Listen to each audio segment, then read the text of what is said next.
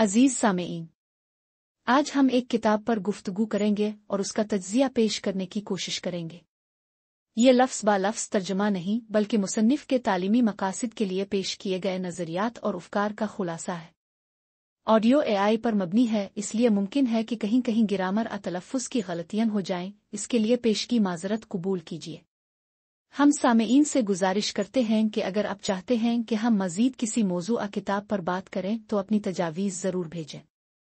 آخر میں درخواست ہے کہ اس چینل اور ہماری کاوش کو سبسکرائب اور شیئر کریں۔ شکریہ۔ آج کی گفتگو شروع کرتے ہیں ایک بڑی دلچسپ کہانی سے، برطانوی سائیکلنگ ٹیم کی۔ آپ سوچیں، تقریباً 100 سال تک ان کی کارکردگی بہت ہی اوسط درجے کی تھی۔ جی ہاں، کوئی بڑی کامیابی نہیں تھی۔ پھر 2003 میں آئے ڈیو برلسفورڈ، پرفارمنس ڈائریکٹر، اور ان کا فلسفہ تھا معمولی فوائد کا مجموعہ، ایگریگیشن آف مارجنل گینز۔ بالکل، یعنی ہر چیز میں صرف 1% بہتری لانی ہے، ہر چھوٹی سے چھوٹی چیز میں۔ ہاں، جیسے بائک کی سیٹ کو آرام دہ بنانا، ٹائروں پر الکوہل رگڑنا تاکہ گرفت اچھی ہو، خاص مساج جیلز، ہاتھ دھونے کا صحیح طریقہ سکھانا، یہاں تک کہ تکیے اور گدے بھی ہر کھلاڑی کے لیے الگ۔ اور وہ ٹیم ٹرک والی بات بھی، ہاں، ٹرک کے اندر سفید رنگ کرنا تاکہ دھول مٹی فوراً نظر آ جائے، جو بائک کی رفتار کم کر سکتی ہے۔ کمال ہے، مطلب کتنی تفصیل میں گئے۔ اور نتائج وہ تو حیران کن تھے۔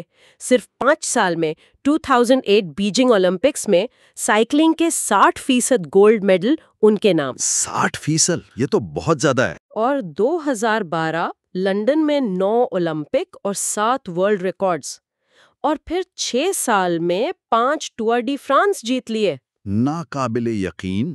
تو سوال یہی ہے کہ یہ اتنی چھوٹی معمولی نظر آنے والی تبدیلیاں یہ اتنے بڑے نتائج کیسے لا سکتی ہیں؟ آج ہم اسی پر بات کریں گے، ان ذرائع کی روشنی میں ذراتی عادات یا ایٹامک ہیبٹس کی طاقت کو سمجھیں گے۔ جی بالکل، اور آج ہم یہی دیکھیں گے کہ کیسے روزانہ صرف 1% بہتری وقت کے ساتھ جڑ کر زندگی کے ہر شعبے میں حیران کن نتائج دے سکتی ہے۔ اور یہ بھی کہ اہداف یعنی گولز طے کرنا ہی کافی کیوں نہیں، اصل چیز نظام یعنی سسٹم بنانا ہے۔ اچھا، تو یہ 1% بہتری کا اصول، اس کو تھوڑا اور واضح کریں۔ دیکھیں، حساب بڑا سیدھا ہے۔ اگر کوئی روزانہ صرف 1% بہتر ہوتا ہے نا، تو سال کے آخر تک وہ تقریباً 37 گنا بہتر ہو جاتا ہے۔ 37 گنا؟ جی، لیکن اگر روزانہ 1% بگاڑ پیدا ہو تو وہ سال کے آخر میں تقریباً 0 پہ پہنچ جاتا ہے۔ اسے کہتے ہیں خود کی بہتری کا مرکب سود، compound interest of self improvement. لیکن مسئلہ یہ ہے نا کہ شروع میں یہ 1% یہ اتنا معمولی لگتا ہے کہ محسوس ہی نہیں ہوتا کہ کوئی فرق پڑا ہے۔ بالکل، اور یہیں آ کے اکثر لوگ ہمت ہار جاتے ہیں۔ اسے مصنف کہتے ہیں پوشیدہ صلاحیت کا سطح مرتفع، پلیٹو آف لیٹنٹ پوٹینشل۔ پوشیدہ صلاحیت کا سطح مرتفع، صحیح نام ہے۔ ہاں، اس کی مثال وہ برف پگھلنے والی ہے۔ اب سوچیں، پانی 25 ڈگری سینٹی گریڈ پر ہے، آپ درجہ حرارت بڑھاتے ہیں، بالکل 26، 27، 28، 31 تک کچھ نہیں ہوتا، کچھ بھی نہیں۔ کچھ نہیں۔ لیکن جیسے ہی درجہ حرارت 32 ڈگری ہوتا ہے، برف پگھلنے لگتی ہے۔ اب وہ آخری 1 ڈگری کی حرارت بھی تو پچھلی ڈگریوں جیسی ہی تھی، لیکن تبدیلی اب نظر آئی۔ صحیح۔ اصل بات یہ ہے کہ 31 ڈگری تک جو محنت ہوئی وہ ضائع نہیں ہوئی، وہ جمع ہو رہی تھی، بس نتائج نظر آنے میں وقت لگتا ہے۔ صبر اور مستقل مزاجی یہ بہت ضروری ہیں۔ یہ بہت اہم نکتہ ہے کہ محنت جمع ہو رہی ہوتی ہے، اس سے واقعی ہمت بنتی ہے۔ اچھا، اس کا تعلق شاید اس بات سے بھی ہے جو آپ نے شروع میں کہی تھی، نظام بمقابلہ اہداف۔ جی بالکل، دیکھیں، اہداف یعنی گولز وہ ہمیں سمت دکھاتے ہیں، جیسے کمپس، لیکن نظام یعنی سسٹم وہ گاڑی ہے جو ہمیں منزل تک لے کر جاتی ہے۔ صرف کمپس کو دیکھتے رہنے سے تو سفر طے نہیں ہوتا نا۔ کوچ کا ہدف ہو سکتا ہے چیمپئن شپ جیتنا، لیکن اس کا نظام ہے روزانہ کی پریکٹس، کھلاڑیوں کا انتخاب، ٹریننگ کا طریقہ۔ ٹھیک۔ اب صرف ہدف پر توجہ رکھنے میں مسئلہ یہ ہے کہ ہارنے والی ٹیم کا ہدف بھی تو جیتنا ہی ہوتا نا، تو فرق کہاں آیا؟ فرق نظام میں آیا۔ بالکل۔ دوسرا مسئلہ یہ ہے کہ ہدف حاصل کرنا ایک لمحاتی تبدیلی ہے۔ آپ نے کمرہ صاف کر لیا، یہ ہدف تھا، لیکن اگر روز تھوڑا بہت سمیٹنے کا نظام نہیں بنایا تو کمرہ پھر سے گندا ہو جائے گا۔ تو اصل پائیدار تبدیلی نظام سے آتی ہے، لیکن یہ نظام بنے گا کیسے، خاص طور پر جب پرانی عادتیں اتنی پختہ ہوں؟ اس کے لیے رویے میں تبدیلی کی 3 سطح سمجھنا ضروری ہے۔ پہلی سطح ہے نتائج، آؤٹ کمز، یعنی آپ کیا حاصل کرتے ہیں، وزن کم کرنا، کتاب لکھنا وغیرہ۔ ٹھیک ہے۔ دوسری سطح ہے عمل، پروسیس، آپ کیا کرتے ہیں، یعنی وہ عادات اور نظام جو آپ اپناتے ہیں، جم جانا، روز لکھنا۔ اور تیسری اور سب سے گہری سطح ہے شناخت، آئیڈینٹیٹی۔ آپ اپنے بارے میں کیا یقین رکھتے ہیں، آپ کی خود شناسی، آپ کے عقائد۔ شناخت۔ جی، پائیدار تبدیلی کے لیے ہمیں شناخت پر مبنی عادتیں بنانی پڑتی ہیں، آئیڈینٹیٹی بیسڈ ہیبٹس، یعنی توجہ اس پر ہو کہ آپ کون بننا چاہتے ہیں، نہ کہ صرف اس پر کہ آپ کیا حاصل کرنا چاہتے ہیں۔ یہ تو عام سوچ سے بالکل الٹ لگ رہا ہے۔ ہم تو سمجھتے ہیں کہ پہلے کچھ حاصل کریں گے، پھر ویسا محسوس کریں گے۔ بالکل، اور یہی اس کا طاقتور پہلو ہے۔ مثال کے طور پر سگریٹ نوشی ترک کرنے والے 2 افراد، ایک کہتا ہے میں چھوڑنے کی کوشش کر رہا ہوں، وہ اب بھی اپنی شناخت ایک سگریٹ نوش کے طور پر دیکھ رہا ہے جو کوشش کر رہا ہے۔ دوسرا کہتا ہے میں سگریٹ نوش نہیں ہوں۔ اچھا، یہ شناخت کی تبدیلی ہے۔ اب ہر وہ عمل جو اس نئی شناخت سے مطابقت رکھتا ہے، یعنی ہر بار سگریٹ نہ پینا، وہ اس نئی شناخت کے حق میں ایک ووٹ کی طرح ہے۔ واہ، یعنی ہر عمل ایک ووٹ ہے اس شخصیت کے لیے جو ہم بننا چاہتے ہیں۔ جی، آپ کی شناخت آپ کی عادات کے مسلسل دہرائے جانے سے، ریپیٹڈ بینگنیس سے ابھرتی ہے۔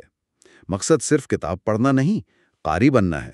مقصد صرف دوڑنا نہیں، دوڑنے والا بننا ہے۔ یہ تو بہت گہری بات ہے۔ عادتیں صرف نتائج نہیں دیتی، وہ ہمارے اپنے بارے میں یقین کو بدل دیتی ہیں۔ بالکل۔ تو پھر اس نئی شناخت والی عادت کو بنانے اور برقرار رکھنے کا طریقہ کیا ہے؟ کوئی فریم ورک؟ ہاں، اس کے پیچھے ایک نفسیاتی چکر کام کرتا ہے جسے عادت کا چکر یا ہیبٹ لوپ کہتے ہیں۔ اس کے 4 مراحل ہیں۔ اشارہ، کیو، جو عادت کو شروع کرنے کا سگنل دیتا ہے۔ ٹھیک ہے۔ پھر خواہش، کریونگ، وہ اندرونی تحریک جو عمل پر اکساتی ہے۔ پھر رد عمل، رسپانس، یعنی وہ اصل عادت یا عمل جو آپ کرتے ہیں۔ اور آخر میں انعام، جو اس خواہش کو پورا کرتا ہے اور دماغ کو سکھاتا ہے کہ یہ چکر دہرانے کے قابل ہے۔ اشارہ، خواہش، رد عمل، انعام۔ جی، اور اچھی عادت بنانے کے لیے رویے کی تبدیلی کے 4 قوانین ہیں جو انہی مراحل پر مبنی ہیں۔ پہلا، اسے واضح بنائیں، میک اٹ obvious، یعنی اشارے کو سامنے لائیں۔ دوسرا، اسے پرکشش بنائیں، میک اٹ اٹریکٹیو، یعنی خواہش کو بڑھائیں۔ تیسرا، اسے آسان بنائیں، میک اٹ ایزی، یعنی رد عمل میں رکاوٹ کم کریں۔ اور چوتھا، اسے اطمینان بخش بنائیں، میک اٹ سیٹسفائنگ، یعنی انعام کو فوری اور تسلی بخش بنائیں۔ اچھا، تو اگر کوئی صحت مند بننا چاہتا ہے تو وہ پھل سامنے رکھ کر اشارے کو واضح کر سکتا ہے۔ بالکل۔ یہ سوچ کر کے کتنی توانائی ملے گی، اسے پرکشش بنا سکتا ہے، پہلے سے کاٹ کر رکھ کر آسان بنا سکتا ہے، جی ہاں، اور پھر کھا کر اچھا محسوس کرنا یا خود کو شاباشی دینا، یہ اطمینان بخش ہو گیا۔ ایگزیکٹلی، آپ نے بالکل صحیح سمجھا۔ تو آج کی گفتگو کا خلاصہ یہی ہے کہ اصل بڑی کامیابیاں بڑی چھلانگوں سے نہیں آتی، بلکہ چھوٹی مسلسل بہتریوں سے۔ جی، چھوٹی روزانہ کی بہتریوں سے آتی ہیں جو ہمارا نظام بناتی ہیں اور وقت کے ساتھ آہستہ آہستہ ہماری شناخت کو بدل دیتی ہیں۔ عادتیں اس لیے اہم ہیں کہ وہ ہمیں وہ بننے میں مدد دیتی ہیں جو ہم بننا چاہتے ہیں۔ بہت خوب۔ اور آخر میں ایک سوال سب کے لیے چھوڑے جاتے ہیں۔ جب ہم اپنی روزمرہ کی چھوٹی عادات کا انتخاب کرتے ہیں تو دراصل ہم یہ چن رہے ہوتے ہیں کہ ہم مستقبل میں کون بننا چاہتے ہیں۔ ذرا سوچیں، آج کا کون سا معمولی سا عمل کل کی کون سی شناخت کی طرف ایک ووٹ ہے؟ السلام علیکم۔ آج ہم عادتوں کی سائنس پر کچھ گہری بات کریں گے۔ کیسے ہمارے روزمرہ کے کام، ہمارے معمولات غیر محسوس طریقے سے ہماری زندگیوں کو شکل دیتے ہیں، اور یہ بھی کہ کیوں کچھ کام ہم تقریباً بنا سوچے سمجھے ہی کر جاتے ہیں۔ یہ ساری گفتگو جیمز کلیئر کی مشہور کتاب ایٹامک ہیبٹس کے اردو ترجمے عادتوں کا میکانزم پر مبنی ہوگی، اور خاص طور پر ہم آج اس کے پہلے قانون پر توجہ مرکوز کریں گے، اسے واضح بناؤ۔ مقصد سیدھا سا ہے، یہ سمجھنا کہ عادتیں بنتی کیسے ہیں اور پھر ہم اپنی آگاہی، اپنی سمجھ بوجھ اور اپنے ماحول کو استعمال کر کے انہیں کیسے بہتر بنا سکتے ہیں۔ تو چلیں اس کا جائزہ لیتے ہیں۔ اچھا، شروع کرتے ہیں اس خیال سے کہ ہمارا دماغ نا ایک طرح کی پیشگوئی کرنے والی مشین ہے۔ یہ لاشعوری طور پر، مطلب بنا ہمارے جانے، ایسے پیٹرنز پہچان لیتا ہے جنہیں ہم شاید شعوری طور پر نہ دیکھ پائیں۔ جیسے آپ دیکھیں، کوئی تجربہ کار پیرامیڈک ہے، وہ مریض کو دیکھتے ہی اندازہ لگا لیتا ہے کہ شاید دل کا دورہ پڑ رہا ہے، یا فوجی تجزیہ کار ریڈار پر دشمن کے میزائل کو پہچان لیتے ہیں، حالانکہ کوئی واضح فرق نظر نہیں آ رہا ہوتا۔ یہ سب تجربے سے آتا ہے۔ بالکل، اور دماغ کی اسی صلاحیت کی وجہ سے، مطلب یہ جو پیشگوئی کرتی ہے لاشعوری طور پر، اسی لیے زیادہ تر عادتیں خودکار ہوتی ہیں۔ تو انہیں بدلنے کے لیے پہلا اور شاید سب سے اہم قدم وہ آگاہی ہے۔ جیسا کہ کارل جنگ نے کہا تھا نا کہ جب تک آپ لاشعور کو شعور میں نہیں لائیں گے، یہ آپ کی زندگی کو چلائے گا اور آپ اسے قسمت کہیں گے۔ بہت گہری بات ہے۔ صحیح۔ اور یہ آگاہی بڑھانے کا ایک بڑا دلچسپ عملی طریقہ جاپان کے ریلوے سسٹم میں استعمال ہوتا ہے۔ پوائنٹنگ اینڈ کالنگ کہتے ہیں اسے۔ وہاں کنڈکٹر ہر اہم کام جیسے سگنل چیک کرنا، اس کی طرف باقاعدہ اشارہ کرتے ہیں اور اونچی آواز میں بولتے ہیں۔ مثلاً سگنل سبز ہے۔ اچھا۔ جی، اور یقین کریں اس سادہ سے عمل سے غلطیاں 85% تک کم ہو گئی ہیں۔ واقعی 85%؟ یہ تو بہت زیادہ ہے۔ ہاں، یہ چھوٹی تبدیلیوں کی طاقت دکھاتا ہے۔ بالکل، اسی اصول کو نا ہم اپنی زندگی میں بھی لا سکتے ہیں۔ ایک آسان سی مشق ہے ہیبٹ اسکور کارڈ۔ بس کرنا یہ ہے کہ بیٹھ کر اپنی روزمرہ کی عادتیں لکھیں، صبح اٹھنے سے لے کر فون چیک کرنا، چائے بنانا، رات سونے تک۔ پھر ہر عادت کے آگے نشان لگائیں۔ یہ اچھی ہے پلس، بری ہے مائنس، یا بس ٹھیک ہے غیر جانبدار ایکول۔ یہاں مقصد خود کو پرکھنا نہیں ہے، صرف یہ دیکھنا ہے کہ آپ اصل میں سارا دن کرتے کیا ہیں۔ یہ آگاہی کا پہلا قدم ہے۔ یہ تو ٹھیک ہے، لیکن صرف جان لینا کہ عادت اچھی ہے یا بری، کیا یہ کافی ہے؟ اکثر ہم ارادہ تو کرتے ہیں لیکن پھر وہ کام کرتے نہیں ہیں۔ کیا کوئی طریقہ ہے کہ ارادے تو زیادہ مؤثر بنایا جا سکے؟ ہاں، یہ بہت اہم نکتہ اٹھایا آپ نے۔ صرف ارادہ واقعی کافی نہیں ہوتا۔ برطانیہ میں ایک تحقیق ہوئی تھی تقریباً 250 لوگوں پر۔ ایک گروپ کو تو صرف یہ بتایا گیا کہ ورزیت کیوں ضروری ہے، دوسرے گروپ کو کہا گیا کہ وہ باقاعدہ منصوبہ بنائیں کہ وہ کب اور کہاں ورزش کریں گے۔ اچھا۔ نتیجہ، پہلے گروپ میں صرف 28% لوگوں نے ورزش کی، لیکن دوسرے گروپ میں جنہوں نے وقت اور جگہ طے کی تھی، یعنی امپلیمنٹیشن انٹینشن بنایا تھا، ان میں سے 91% نے ورزش کی۔ 91%؟ بہت بڑا فرق ہے۔ جی بالکل۔ تو اس کا ایک سادہ سا فارمولا بنتا ہے، میں فلاں رویہ کو فلاں وقت پر فلاں جگہ پر کروں گا گی۔ یہ جو وضاحت ہے نا، یہ نیت کو عمل میں بدلنے میں مدد دیتی ہے۔ زبردست۔ اچھا، تو یہ تو ہوئی واضح ارادے کی بات۔ کیا عادتوں کو ایک دوسرے سے جوڑنے کا بھی کوئی طریقہ ہے؟ مطلب ایک کے بعد دوسری؟ ہاں بالکل ہے، اسے ہیبٹ سٹیکنگ کہتے ہیں۔ یہ بھی بڑی کارآمد تکنیک ہے۔ اس میں آپ یہ کرتے ہیں کہ ایک نئی عادت جو اپنانا چاہتے ہیں، اسے کسی پرانی پہلے سے موجود عادت کے فوراً بعد کرنے کا ارادہ باندھ لیتے ہیں۔ فارمولا کچھ یوں بنتا ہے، موجودہ عادت کے بعد میں نئی عادت کروں گا گی۔ مثال کے طور پر، صبح کافی بنانے کے فوراً بعد میں 1 منٹ کے لیے مراقبہ کروں گی۔ اچھا۔ یہ دراصل ایک چیز ہوتی ہے ڈیڈروٹ ایفیکٹ۔ اس کا مثبت استعمال ہے، وہ اثر جس میں ایک کام دوسرے کو تحریک دیتا ہے۔ جیسے آپ نیا صوفہ خریدیں تو پھر لگتا ہے پورا کمرہ ہی نیا کر لیں۔ تو یہاں ہم اس اثر کو اچھی عادتیں بنانے کے لیے استعمال کر رہے ہیں۔ یہ دلچسپ ہے۔ اور اب تھوڑی بات کرتے ہیں ماحول کی۔ کیا یہ سچ نہیں کہ ہمارا ارد گرد کا ماحول بھی ہمیں غیر محسوس طریقے سے کچھ کام کرنے پر اکساتا ہے؟ بالکل، ماحول کا اثر تو بہت ہی گہرا ہے۔ آپ ایک ہسپتال کیفیٹیریا کی مثال لیں۔ انہوں نے کچھ زیادہ نہیں کیا، صرف پانی کی بوتلوں کو زیادہ نمایاں جگہوں پر رکھ دیا، کولڈ ڈرنکس والے فریج میں بھی، کاؤنٹر پر بھی۔ نتیجہ، سوڈا کی فروخت 11% سے زیادہ کم ہو گئی اور پانی کی فروخت تقریباً 26% بڑھ گئی۔ صرف جگہ بدلنے سے؟ جی، صرف اشارے کو واضح کرنے سے۔ اسی طرح ہالینڈ میں ایک تحقیق ہوئی کہ جن گھروں میں بجلی کا میٹر سامنے نظر آنے والی جگہ پر لگا تھا وہاں بجلی کا استعمال 30% تک کم تھا۔ کمال ہے۔ تو اس کا مطلب یہ ہوا کہ ہم بس اپنے ماحول کے رحم و کرم پر نہیں ہیں، ہم اسے ڈیزائن کر سکتے ہیں۔ یقیناً یہی تو اصل نقطہ ہے، ہم اپنے ماحول کے معمار بن سکتے ہیں۔ اچھی عادتیں اپنانی ہے تو ان کے اشاروں کو، کیوز کو زیادہ واضح کریں، سامنے رکھیں۔ گٹار سیکھنا ہے اسے کمرے کے بیچ میں رکھ دیں تاکہ نظر پڑتی رہے۔ صحت مند ناشتہ پھل میز پر رکھیں، اور جو بری عادتیں ہیں ان کے اشاروں کو نظروں سے اوجھل کر دیں، غائب کر دیں۔ اس کی سب سے آپ کہیں ڈرامائی مثال ویتنام جنگ سے واپس آنے والے فوجی ہیں۔ وہاں تقریباً 20% فوجی ہیروئن کے عادی ہو گئے تھے۔ 20%؟ یہ تو بہت زیادہ ہے۔ جی، لیکن حیران انگیز طور پر ان میں سے 90% جب گھر واپس آئے تو انہوں نے خود بخود نشہ چھوڑ دیا۔ خود بخود؟ ہاں، کیوں؟ کیونکہ ماحول بدل گیا۔ وہ سارے پرانے اشارے، وہ جگہ ہیں، وہ لوگ جو نشے کی طلب جگاتے تھے، وہ سب غائب ہو گئے۔ یہ واقعی بہت طاقتور بات ہے۔ اور کیا یہ بھی سچ ہے کہ عادتیں کسی خاص جگہ یا آپ کہیں سیاق و سباق سے جڑ جاتی ہیں؟ ہاں، بہت مضبوطی سے جڑتی ہیں۔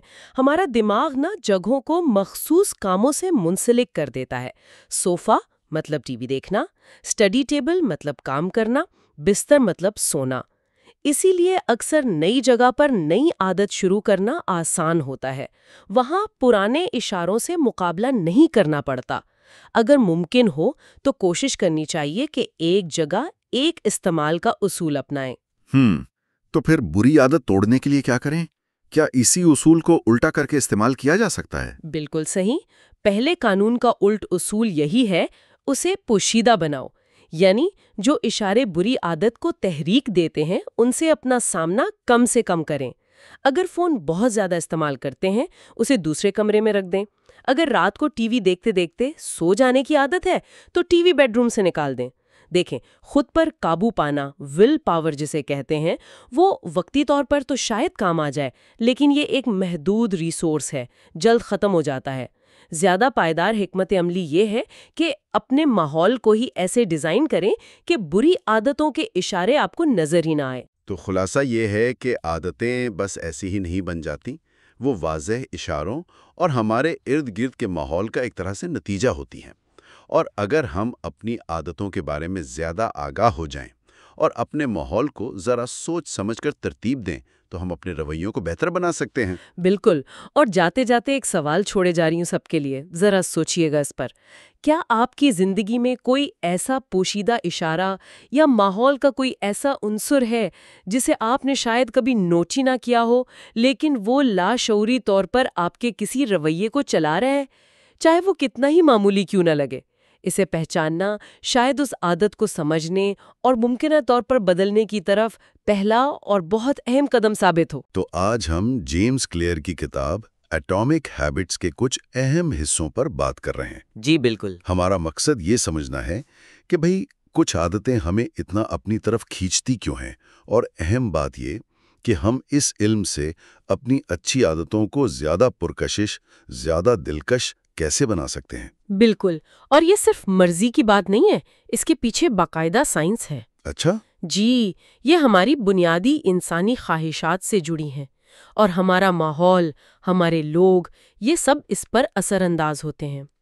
کلیئر اسے عادت کا دوسرا قانون کہتے ہیں، اسے پرکشش بنائیں۔ ہاں، انہوں نے وہ نکو ٹمبرجن والی مثال دی ہے، بحری بگلے والی، جی جی، کہ کیسے وہ بچے نکلی چونچ پر بڑے سرخ دھبے دیکھ کر زیادہ متوجہ ہوتے تھے۔ یہ غیر معمولی محرکات یعنی سپر نارمل سٹیمولائی کا ذکر ہے۔ یہ آج کل ہماری زندگی میں کیسے نظر آتے ہیں؟ مجھے تو لگتا ہے جیسے ہر چیز ہی ضرورت سے زیادہ بڑھا چڑھا کر پیش کی جاتی ہے۔ جی، آپ نے بالکل صحیح کہا۔ آج کل کی دنیا تو بھری پڑی ہے ان سپر نارمل سٹیمولائی سے۔ آپ جنک فوڈ کو ہی دیکھ لیں۔ صحیح۔ وہ ذائقے، وہ رنگ، وہ خوشبوئیں، وہ قدرتی کھانوں سے کہیں زیادہ شدید ہوتی ہیں۔ یا پھر سوشل میڈیا کو لے لیں۔ او ہاں، وہ لائکس، وہ نوٹیفیکیشنز، یہ سب حقیقت کے زیادہ طاقتور، زیادہ پرکشش ورژن ہے جو ہمارے دماغ کے ریوارڈ سسٹم کو، مطلب انعام والے نظام کو ہائی جیک کر لیتے ہیں۔ تو اس میں ڈوپامین کا کیا کردار ہے؟ سنا ہے یہ خوشی والا کیمیکل ہے۔ اچھا سوال ہے۔ عام طور پر یہی سمجھا جاتا ہے، لیکن یہ تھوڑا سا مختلف ہے۔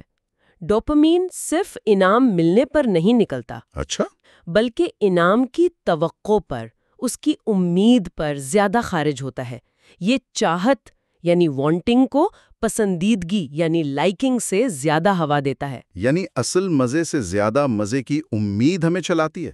بالکل، یہی وجہ ہے کہ ہم بار بار فون چیک کرتے ہیں، شاید کوئی نیا لائک آیا ہو، کوئی میسج ہو، یہ ایک چکر بن جاتا ہے۔ توقع، پھر عمل، پھر اور زیادہ توقع۔ یہ تو کمال کی بات ہے۔ تو پھر ہم اس چاہت کو اچھی عادتوں کے لیے کیسے استعمال کریں؟ کلیئر نے ترغیب کا جوڑ یعنی ٹیمپٹیشن بنڈلنگ کی بات کی ہے۔ وہ رونن برن کی مثال بڑی دلچسپ تھی، جس نے اپنی ورزش والی بائک کو نیٹ فلکس سے جوڑ دیا تھا۔ جی ہاں، وہ بڑی زبردست مثال ہے۔ کہ پیڈل چلائیں گے تو شو چلے گا ورنہ نہیں۔ اس کے پیچھے کیا اصول کام کر رہا ہے؟ یہ دراصل پریمیک کا اصول ہے، پریمیکس پرنسپل۔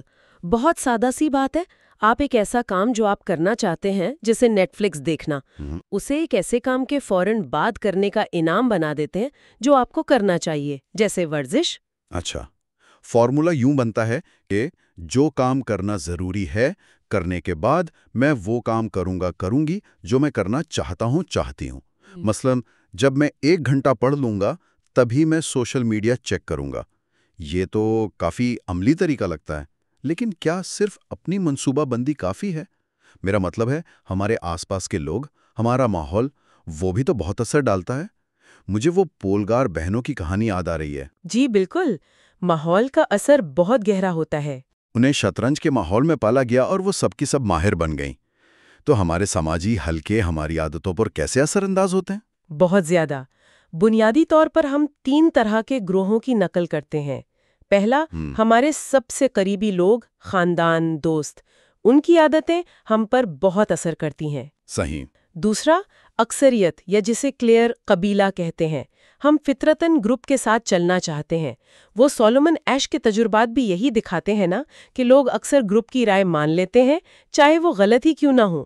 ہم وہی کرتے ہیں جو نارمل سمجھا جاتا ہے۔ یعنی سب کر رہے ہیں تو ٹھیک ہی ہوگا۔ بالکل۔ اور تیسرا گروہ ہے طاقتور یا بااثر لوگوں کا، وہ لوگ جن کی ہم عزت کرتے ہیں یا جن جیسا بننا چاہتے ہیں۔ تو اگر کوئی شخص مان لیں روز ورزش کی عادت ڈالنا چاہتا ہے تو اسے ایسے لوگوں کے ساتھ اٹھنا بیٹھنا چاہیے جو پہلے سے روز ورزش کرتے ہوں؟ یقیناً، یہ بہت مددگار ثابت ہوتا ہے۔ ایسے ماحول یا کلچر کا حصہ بننا جہاں آپ کی مطلوبہ عادت پہلے سے ہی معمول سمجھی جاتی ہو۔ یہ بات تو سمجھ آتی ہے، لیکن یہ ہمیشہ ممکن نہیں ہوتا۔ کبھی کبھی ہمارے حلقے میں وہ نارمل رویہ ہوتا ہی نہیں۔ یہ ایک اہم نکتہ ہے۔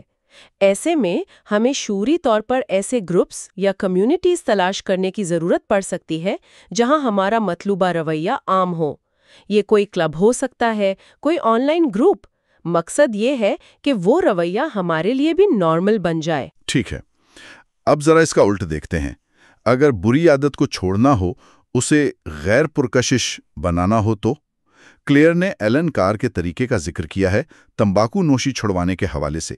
وہ کہتے ہیں کہ عادت سے جڑی سوچ کو بدلنا پڑتا ہے۔ یہ کیسے ہوتا ہے؟ یہ ہے ری فریمنگ، یعنی سوچ کو یا اس عادت سے جڑے معنی کو بدلنا۔ دیکھیں، ہر بری عادت کے پیچھے بھی کوئی نہ کوئی مثبت خیال یا فائدہ چھپا ہوتا ہے، چاہے وہ جھوپا ہی کیوں نہ ہو۔ جیسے تمباکو نوشی کرنے والا شاید یہ سمجھتا ہو کہ سگریٹ پینے سے تناؤ کم ہوتا ہے یا وہ زیادہ کول لگتا ہے۔ ایلن کار انہی مثبت سوچوں کو چیلنج کرتے ہیں۔ وہ بتاتے ہیں کہ حقیقت میں تمباکو نوشی کوئی فائدہ نہیں دیتی، یہ صرف ایک جال ہے۔ اچھا۔ اسی طرح ہم دوسری بری یا مشکل عادتوں سے جڑی سوچ کو بھی بدل سکتے ہیں، ان کے منفی پہلوؤں پر غور کر کے یا ان کے فوائد کو نئے سرے سے دیکھ کر۔ کوئی مثال؟ جی، جیسے ورزش کی مثال لیں۔ بہت سے لوگ سوچتے ہیں مجھے ورزش کرنی پڑے گی، یہ ایک بوجھ لگتا ہے۔ ہاں، اکثر ایسا ہی ہوتا ہے۔ لیکن اگر اس سوچ کو بدل کر یوں سوچا جائے کہ مجھے آج اپنے جسم کو حرکت دینے کا، صحت مند رہنے کا موقع مل رہا ہے، تو وہ بوجھل احساس کم ہو جاتا ہے۔ یہ کرنا پڑتا ہے سے کرنے کو ملتا ہے والی ذہنیت کی تبدیلی ہے۔ واہ، یہ تو صرف الفاظ کا ہیر پھیر لگتا ہے، لیکن اثر گہرا ہو سکتا ہے۔ بالکل، یہ اپنی سوچ کو ری فریم کرنا ہے۔ تو خلاصہ یہ ہوا کہ اچھی عادتوں کو اپنانے کے لیے انہیں پرکشش بنانا ضروری ہے۔ اس کے لیے ہم سپر نارمل سٹیمولائی کا مثبت استعمال کر سکتے ہیں، ڈوپامن کی توقع کو سمجھ سکتے ہیں، ٹیمپٹیشن بنڈلنگ جیسی ٹیکنیک اپنا سکتے ہیں اور صحیح سماجی ماحول کا حصہ بن سکتے ہیں۔ جی، اور بری عادتوں کو چھوڑنے کے لیے انہیں غیر پرکشش بنانا ہے، ان سے جڑی مثبت سوچوں کو چیلنج کرنا ہے، ان کے نقصانات کو ذہن میں رکھنا ہے اور اپنی ذہنیت کو بدلنا ہے۔ بالکل صحیح خلاصہ کیا۔ اور اس سب کو سمجھنے کے بعد ایک آخری نقطہ جو غور طلب ہے وہ یہ ہے کہ دیکھیں، ہمارا دماغ تو بنا ہے پرانی بنیادی خواہشات کے لیے: خوراک، تعلق، تحفظ، قبولیت۔ صحیح۔ لیکن آج ہمیں سامنا ہے جدید دور کی آزمائشوں کا، جو انہی خواہشات کا استحصال کرتی ہیں، جیسے جنک فوڈ، سوشل میڈیا کی لت وغیرہ۔ ان سی ایک چھوٹی سی معمولی سی تبدیلی لا سکتا ہے جو اسے اس فوری تسکین والی دنیا میں اپنی کسی طویل مدتی اہم عادت کی طرف جان بوجھ کر دانستہ طور پر لے جائے۔ یہ سوچنے کی بات ہے۔ خوش آمدید۔ آج ہم عادتوں کو آسان بنانے کے اصول پر ایک تفصیلی جائزہ لیں گے۔ یہ رویے میں تبدیلی کا تیسرا قانون ہے، بہت اہم۔ جی بالکل، اور ہمارے پاس جو نوٹس ہیں عادت کی آسانی اور عمل کا قانون، ان کے بنیاد پر ہم یہ سمجھنے کی کوشش کریں گے کہ کسی بھی عادت کو اپنانا یا چھوڑنا آسان کیسے بنایا جا سکتا ہے۔ ٹھیک ہے، تو آئیے شروع کرتے ہیں۔ ایک بات جو مجھے بہت دلچسپ لگی وہ یہ کہ آپ کتنی بار کوئی کام کرتے ہیں یہ زیادہ اہم ہے بجائے اس کے کہ آپ اسے کتنا اچھا کرنے کی کوشش کر رہے ہیں۔ ہاں، یہ کوانٹٹی بامقابلہ کوالٹی والی بات۔ بالکل۔ جیسے فلوریڈا یونیورسٹی میں فوٹوگرافی کی کلاس تھی، ایک گروپ کو کہا گیا بھائی جتنی زیادہ تصویریں بنا سکتے ہو بناؤ، حجم پر زور۔ ٹھیک۔ دوسرے گروپ کو کہا گیا نہیں، آپ بس ایک پرفیکٹ تصویر بنائیں، کوالٹی پر فوکس۔ اور نتیجہ یہ کہ جنہوں نے زیادہ تصویریں بنائی ان کا کام آخر میں بہتر نکلا۔ اچھا، یہ تو حیرانی کی بات ہے۔ ہاں، تو اس سے پتہ چلتا ہے کہ صرف منصوبہ بندی کرنا، سوچنا، جسے یہاں حرکت کہا گیا ہے، وہ کافی نہیں۔ اصل چیز عمل ہے، مطلب کام کرنا۔ صحیح، حرکت آپ کو کہیں پہنچاتی نہیں، عمل پہنچاتا ہے۔ بالکل۔ تو عادت میں مہارت کے لیے بار بار کرنا ضروری ہے، پرفیکشن نہیں، بس شروع کرنا، وہ اہم ہے۔ جی، اور یہ جو بار بار کرنے کی بات ہے نا، یہ صرف نفسیاتی نہیں ہے، یہ ہمارے دماغ کو اصل میں بدلتا ہے، فزیکلی۔ اچھا، کیسے؟ جب ہم کوئی کام دہراتے ہیں تو ہمارے دماغ کے خلیے ہیں نا، نیورونز، ان کے بیچ کے کنیکشنز، وہ راستے زیادہ مضبوط ہو جاتے ہیں۔ سائنس میں اسے لانگ ٹرم پوٹینشیشن کہتے ہیں۔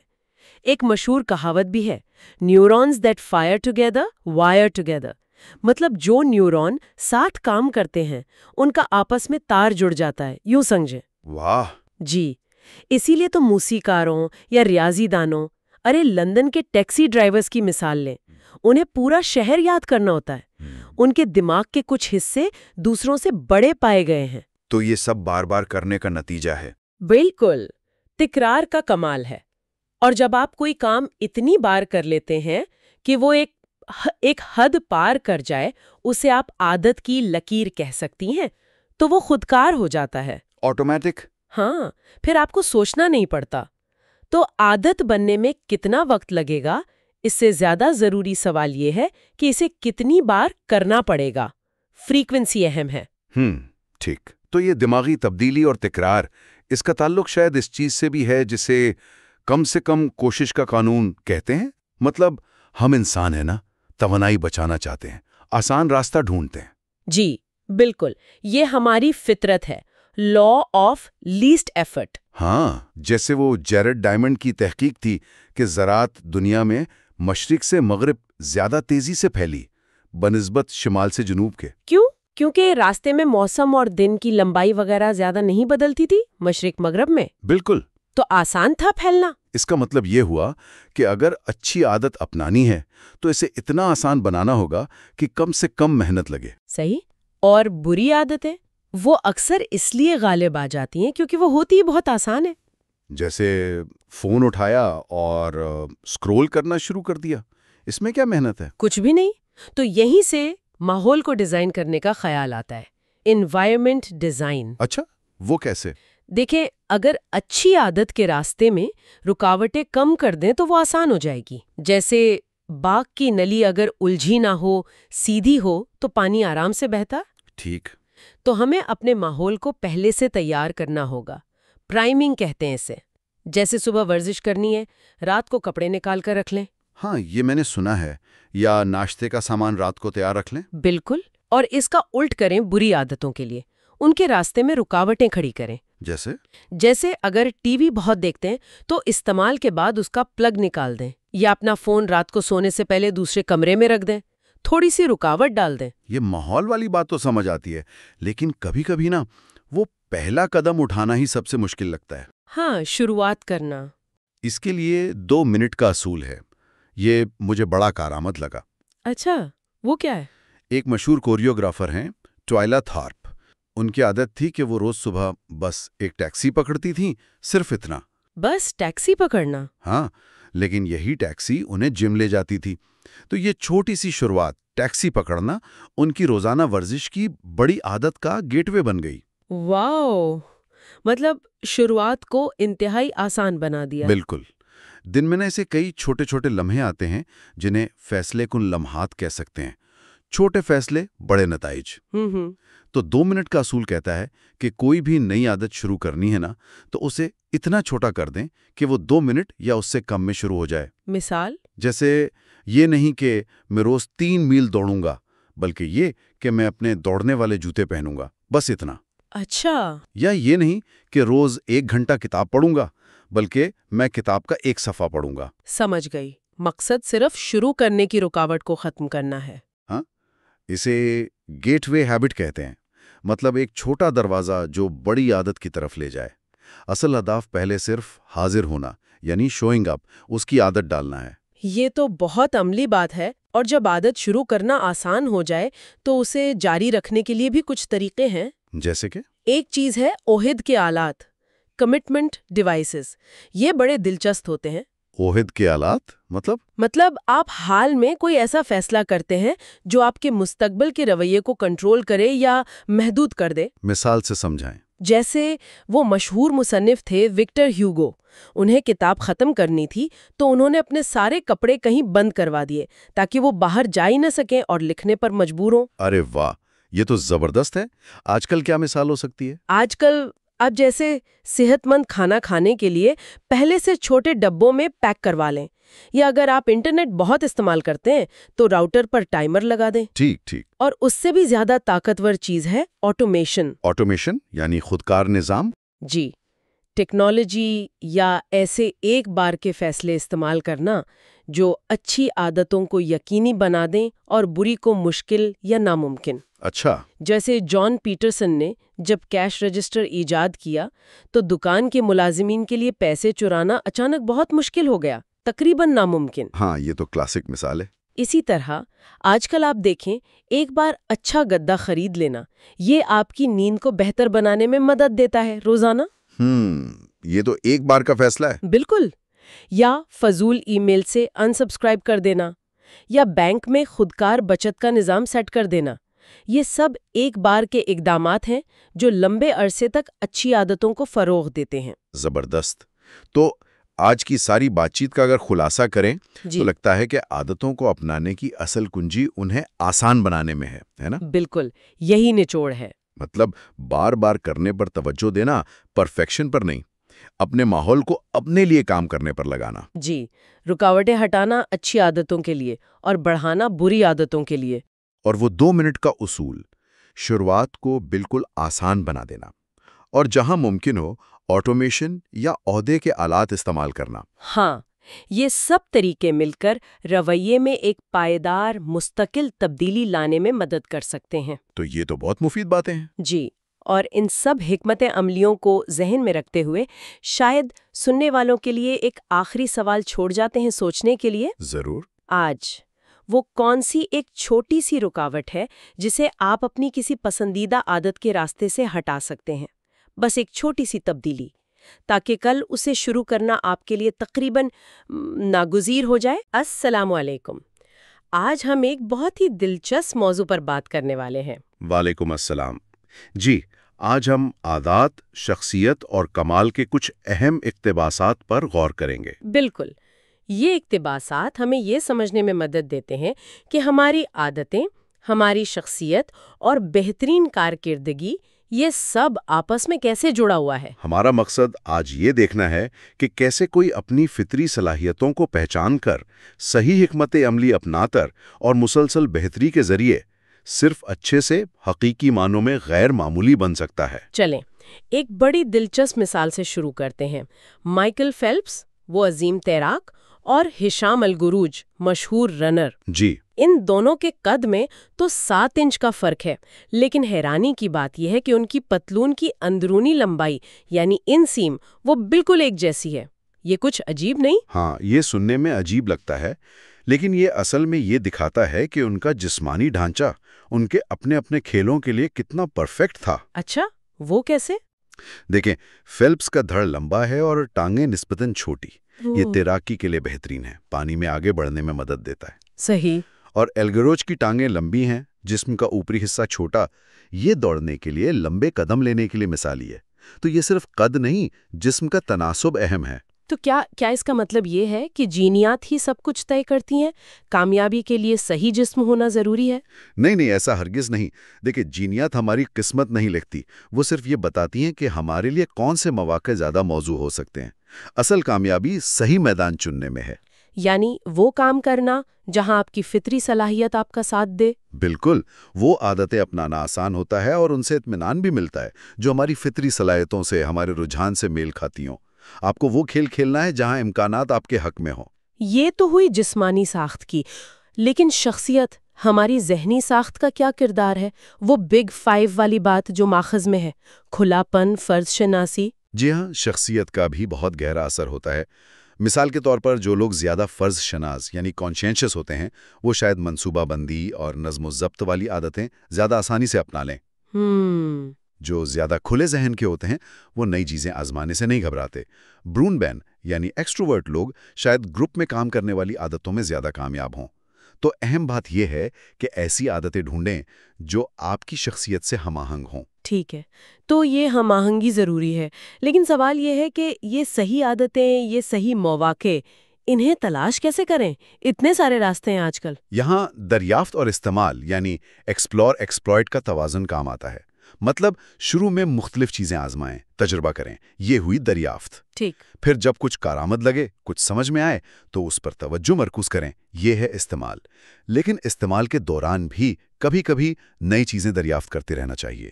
اچھا، تو ایک مسلسل عمل ہے۔ جی، اور خود سے کچھ سوال پوچھنا مدد دے سکتا ہے، جیسے کون سا کام مجھے کھیل لگتا ہے پر دوسروں کو محنت؟ ہاں، یہ اچھا سوال ہے۔ یا کیا کرتے ہوئے مجھے وقت کا احساس نہیں رہتا؟ کہاں مجھے دوسروں سے بہتر نتائج ملتے ہیں؟ کون سی چیز مجھے قدرتی طور پر اپنی طرف کھینچتی ہے؟ ان سوالوں کے جواب آپ کو صحیح سمت دکھا سکتے ہیں۔ مان لیا کہ صحیح عادت مل گئی، لیکن پھر اسے لمبے عرصے تک قائم رکھنا، یہ بھی تو آسان نہیں۔ مجھے اسٹیو مارٹن یاد آ رہے ہیں، ممیڈین۔ انہیں کامیابی سے پہلے تقریباً 18 سال لگے تھے۔ بالکل، یہ بہت اہم نکتہ ہے۔ یہیں پر گولڈی لاکس اصول کام آتا ہے۔ گولڈی لاکس اصول وہ کیا ہے؟ اس کا مطلب ہے کہ انسان سب سے زیادہ حوصلہ افزائی تب محسوس کرتا ہے جب وہ ایسے کام کر رہا ہو جو اس کی موجودہ صلاحیتوں کے بالکل کنارے پر ہوں۔ مطلب نہ اتنا آسان کہ بوریت ہو، نہ اتنا مشکل کہ ہمت ٹوٹ جائے، بس ٹھیک چیلنجنگ۔ اچھا، یعنی چیلنج کو مناسب سطح پر رکھنا ضروری ہے۔ جی بالکل۔ لیکن جب عادتیں پکی ہو جاتی ہیں، روز کا معمول بن جاتی ہیں، تب کیا ہوتا ہے؟ تب تو بوریت کا خطرہ بڑھ جاتا ہے نا؟ ہاں، اور اصل میں کامیابی کی راہ میں سب سے بڑا خطرہ شاید یہی بوریت ہے۔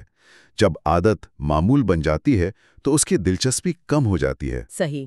اصل چیلنج اسی بوریت کے باوجود اور کبھی کبھی حوصلہ شکنی کے باوجود مستقل مزاج رہنا ہے۔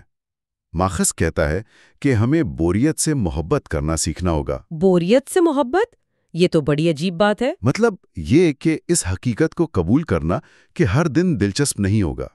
جو پیشہ ور لوگ ہوتے ہیں، جو اپنے کام میں ماہر ہوتے ہیں، وہ اپنے شیڈیول پر قائم رہتے ہیں، چاہے ان کا موڈ ہو یا نہ ہو، وہ بس کام کرتے ہیں۔ تو مستقل مزاجی بوریت کے باوجود یہ کلید ہے۔ جی ہاں۔ لیکن ان پکی عادتوں کا کیا کوئی منفی پہلو بھی ہے؟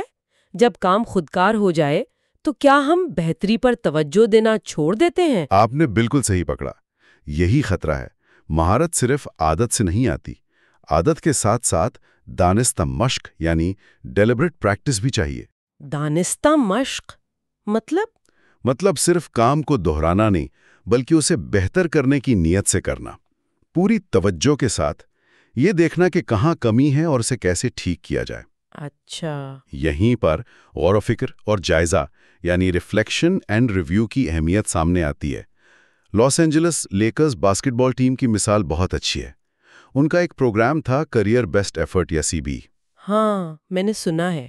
وہ کیا کرتے تھے؟ وہ ہر کھلاڑی کی کارکردگی کو بہت باریکی سے دیکھتے تھے، ہر پہلو کو، اور ان سے ہر سیزن میں کم سے کم 1% بہتری کا ہدف رکھتے تھے۔ یہ مسلسل جائزہ انہیں بہتر بناتا تھا۔ یعنی اپنی کارکردگی پر نظر رکھنا، غلطیاں پہچاننا اور بہتری کے راستے تلاش کرنا۔ جی بالکل، اور یہ جائزہ صرف کارکردگی کا نہیں، یہ ہمیں اپنی شناخت کو بھی لچکدار رکھنا سکھاتا ہے۔ اگر ہم خود کو بس ایک لیبل دے دیں کہ میں تو ایسا ہی ہوں، تو یہ ہماری ترقی روک سکتا ہے۔ یہ بات بھی اہم ہے۔ مسلسل جائزہ ہمیں یاد دلاتا ہے کہ ہم ہمیشہ سیکھ رہے ہیں، ہمیشہ بہتر ہو سکتے ہیں۔ تو اگر ہم آج کی ساری گفتگو کو سمیٹیں تو کیا نکات نکلتے ہیں؟ پہلا تو یہ کہ اپنے فطری صلاحیتوں اور شخصیت کو سمجھنا اور ان کے مطابق عادتیں اپنانا ضروری ہے۔ صحیح۔ دوسرا، حوصلہ افزائی کے لیے گولڈی لاکس زون میں رہنا، یعنی مناسب چیلنج۔ تیسرا، بوریت کے باوجود مستقل مزاج رہنا۔ بالکل۔ اور چوتھا، سب سے اہم شاید، کہ مسلسل ترقی کے لیے اپنی عادتوں اور کارکردگی کا باقاعدگی سے جائزہ لینا اور بہتری کے لیے تیار رہنا۔ آپ نے بالکل ٹھیک خلاصہ کیا۔ اور جاتے جاتے سننے والوں کے لیے ایک سوچ، اپنی پیش رفت پر غور کرنے اور اپنی عادتوں کو بہتر بنانے کے لیے آج وہ کون سا ایک چھوٹا سا قابل عمل نظام بنا سکتے ہیں؟ جیسے کہ شاید ہفتے کے آخر میں صرف 5 منٹ نکال کر یہ دیکھنا کہ کیا اچھا رہا، کیا بہتر ہو سکتا ہے، یا مہینے میں ایک بار اپنی بنیادی اقدار اور مقاصد پر نظر ڈالنا۔ کوئی بھی چھوٹا قدم جو اس جائزے کے عمل کو شروع کر سکے۔